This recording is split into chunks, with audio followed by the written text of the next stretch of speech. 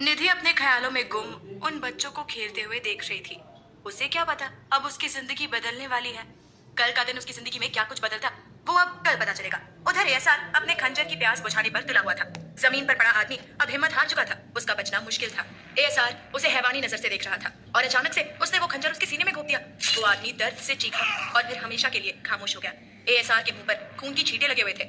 आसपास खड़े सब लोग डर के मारे उस बेजान आदमी को देख रहे थे जिसने एएसआर से बेईमानी की थी, जिसका परिणाम उसे आज भुगतना पड़ा। एएसआर खड़ा हुआ।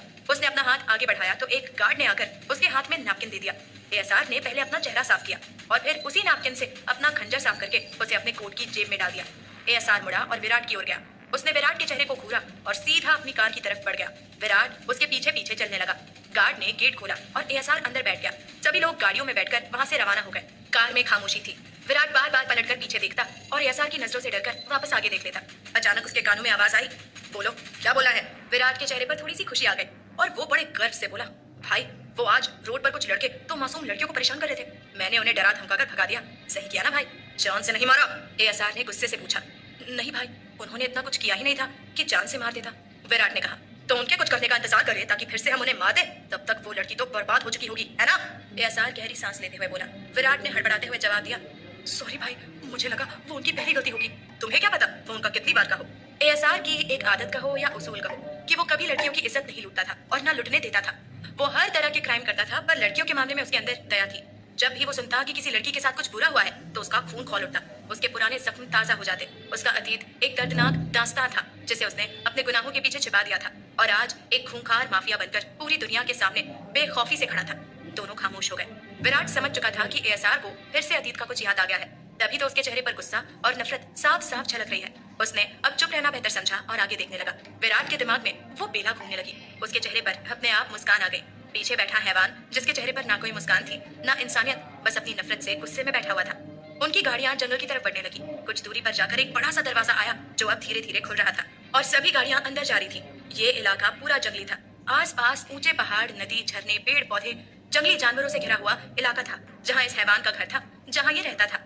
एक खूबसूरत सा बंगलो जो दो बड़े पहाड़ों के बीच में बना हुआ था, जिसके पीछे एक बड़ा सा झरना बह रहा था। आसपास में बड़े बड़े पेड़ पौधे अपनी शोभा बढ़ा रहे थे। उस घर तक जंगली जानवरों के चिल्लाने की आवाज आती रहती थी और रात के वक्त चारों ओर जानवरों का आना जाना रहता था। पर एएसआर को इन सब की आदत थी।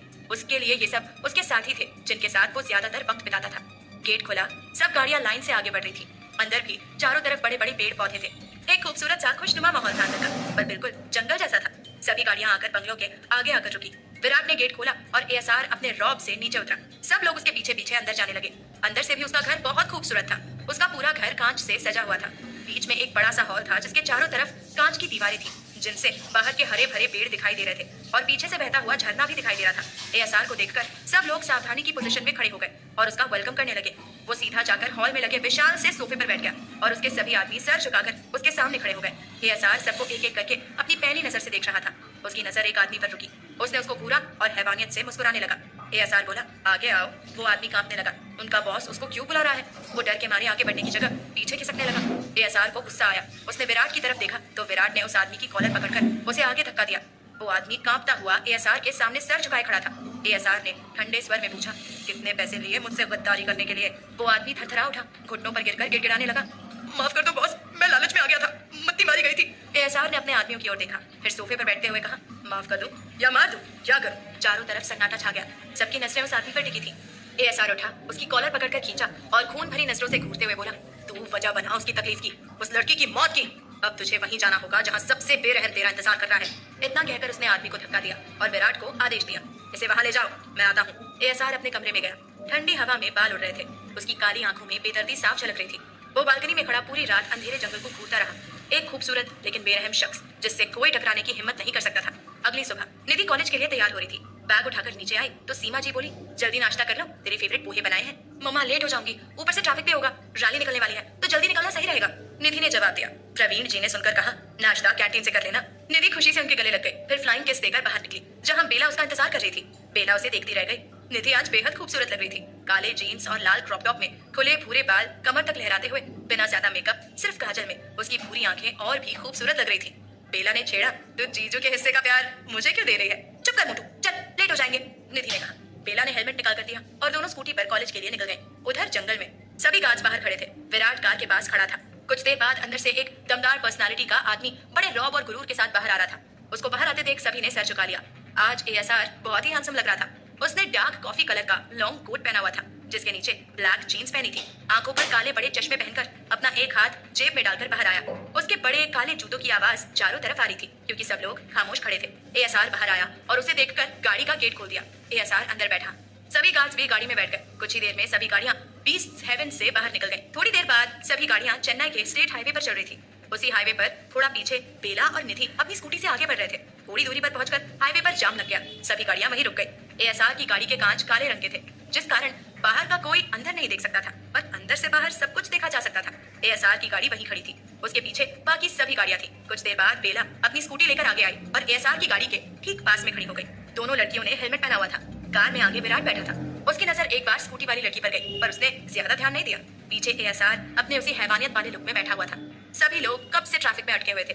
निधि को बहुत गर्मी लग रही थी, क्योंकि एक तो तेज धूप, ऊपर से उसके खुले बालों पर उसने हेलमेट लगाया हुआ था। निधि से सहन नहीं हुआ और वो स्कूटी से उतरी और थोड़ा कार के पास आई। निधि अपने आप को उस गाड़ी के कांच में देख रही थी। उसका मन हुआ कि हेलमेट उतार दे, क्योंकि न जाने कब तक उनको यहाँ रुकना होगा। बेला उसको स्कूटी के कांच से देख रही थी। निधि ने कार की तरफ अपना मुंह किया और अपने हेलमेट को उतारने लगी। कार में बैठा एएसआर, जो कब से शांति से बैठा था, अचानक से उसकी नजर बाहर खड़ी लड़की पर गई। उसने ध्यान से देखा। तभी निधि ने झट से अपना हेलमेट उतार दिया और उसके लंबे खुले बाल हवा में लहराने लगे। एएसआर की आंखें उसी पर जम गई। निधि ने हेलमेट उतारा और उसे अपनी गोद में लेकर औरतों की तरह स्कूटी पर बैठ गई। उसे देखकर बेला मुस्कुराने लगी, तो निधि भी मुस्कुराने लगी। निधि पीछे बैठी मुस्कुरा रही थी, इस बात से बेखबर कि कोई उसकी खूबसूरती और उसकी मुस्कान में इस कदर खो चुका है कि उसे कोई होश नहीं है। क्या निधि को अंदाजा था कि जिस गाड़ी के पास वो रुकी थी, उसमें बैठा व्यक्ति कितना खतरनाक था? क्या एएसआर को निधि पहली नजर में पसंद आ गई थी? जानने के लिए सुनिए कहानी in love with mafia boss, सिर्फ प्रतिलिपि एफएम पर।